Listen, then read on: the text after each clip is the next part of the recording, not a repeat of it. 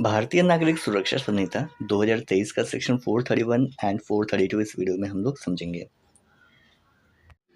Section 431 का title है arrest of accused in appeal for acquittal. CrPC के section 390 में ये मेंशन था।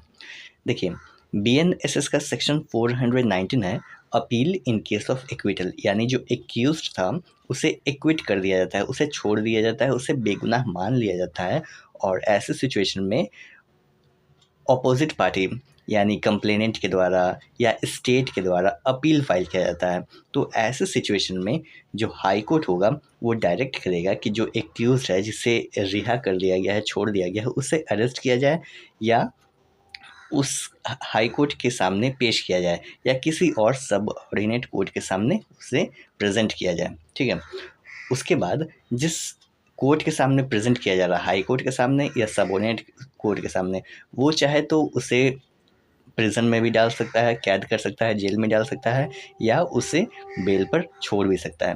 ये कहता है सेक्शन 431। सेक्शन 432 एपेलेट कोर्ट में टेक फर्दर एविडेंस और direct it to be taken. CrPC के सेक्शन 391 में ये मेंशन था। देखिए, जिस कोर्ट में अपील फाइल किया जाता है उस कोर्ट को एपेलेट कोर्ट कहा जाता है। एपेलेट कोर्ट को अगर लगता है कि ज़रूरत है तो वो एडिशनल एविडेंस ले सकता है, और भी एविडेंस ले सकता है, खुद ले सकता है या डायरेक्ट कर सकता है कि जो उससे नीचे के जो मजिस्ट्रेट साहब हैं, मजिस्ट्रेट हैं, जुडिशल मजिस्ट्रेट है, वो उन एविडेंस को इकट्ठा करे, एडिशनल एविडेंस को ले।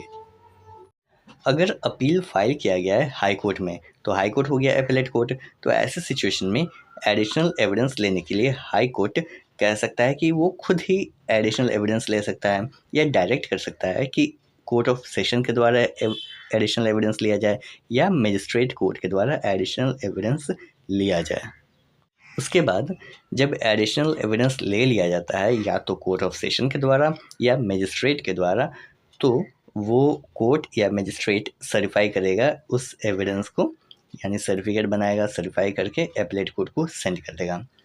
और जो एक्यूज्ड होगा या एक्यूज्ड का एडवोकेट होगा, सीआरपीसी में प्लीडर कहा गया है लेकिन बीएनएसएस में प्लीडर हटा के एडवोकेट कहा गया है।